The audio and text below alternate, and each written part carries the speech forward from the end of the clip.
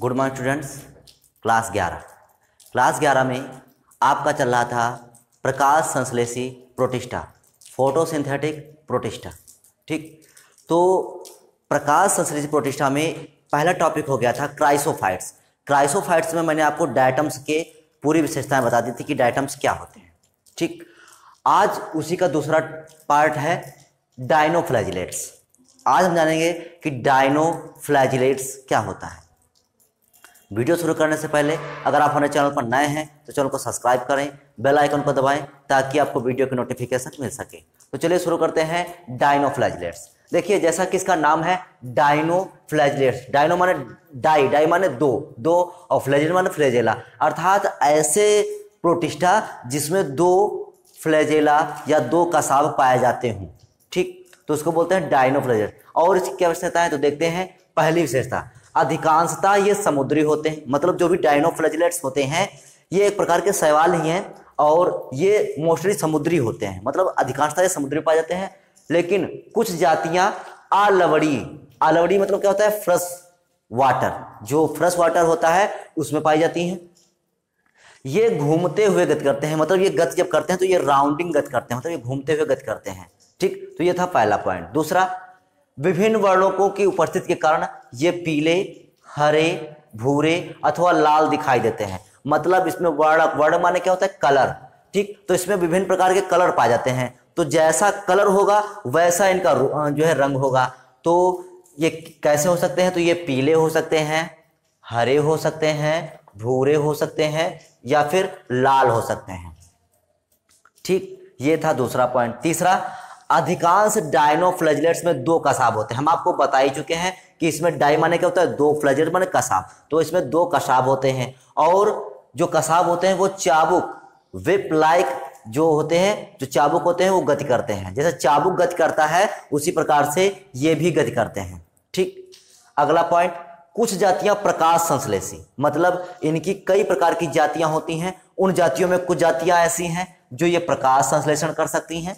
कुछ जातियां मृतोपजीवी होती हैं। मृतोपजीवी मतलब जो किसी मृत कार्बनिक पदार्थों से अपना भोजन प्राप्त करती हैं। तथा कुछ जातियां समुद्री प्रोटिस्ट व अकशेरुकी जंतुओं में अंतः सहजीवी के रूप में पाई जाती हैं। मतलब कुछ जातियां ऐसी होती हैं जो समुद्री प्रोटिस्ट होते हैं या अकशेरुकी होते हैं, उनमें जो है सहजीवी के रूप में, अंतः सहजीवी के रूप में पाई जाती हैं। तो ये प्रकाश संश्लेषी, मृतोपजीवी और अंतः सहजीवी के रूप में इनकी जातियां पाई जाती हैं। अगला देखते हैं, पांचवा पॉइंट, कुछ जातियों में कोशिका के चारों ओर सेलुलोज की बनी सपाट भित्ति होती है। मोस्ट इंपॉर्टेंट, इनकी जो कोशिका भित्ति, जो सेलवाल बनी होती है, काहे की बनी होती है, सेलुलोज की बनी होती है, जो बिल्कुल सपाट होती है। जबकि कुछ ऐसे होते हैं जिनकी भित्ति बाहरी सतह पर कड़ी पट्टिकाएं होती हैं। मतलब जो ऐसी भित्ति भी होती है, ऐसी सेलवाल भी होती है जिस पर कड़ी पट्टिकाएं होती हैं, पट्टियां जैसी संरचनाएं होती हैं। ठीक, अगला, अलैंगिक जनन चल बीजाणु। चल बीजाणु को इंग्लिश में क्या कहते हैं, जू स्पोर्स। तो अलैंगिक जनन चल बीजाणु अर्थात जू स्पोर्स तथा अचल बीजाणु अर्थात एप्लानोस्पोर्स द्वारा होता है। मतलब जो अलैंगिक जनन होता है किसके द्वारा होता है, जू स्पोर्स और एप्लानोस्पोर्स के द्वारा होता है। कुछ में सिस्ट भी बनते हैं, सिस्ट मतलब पुटिका, तो कुछ में सिस्ट भी बनते हैं जिस कारण से नए जो है डायनोफ्लैजिलेट्स का निर्माण होता है।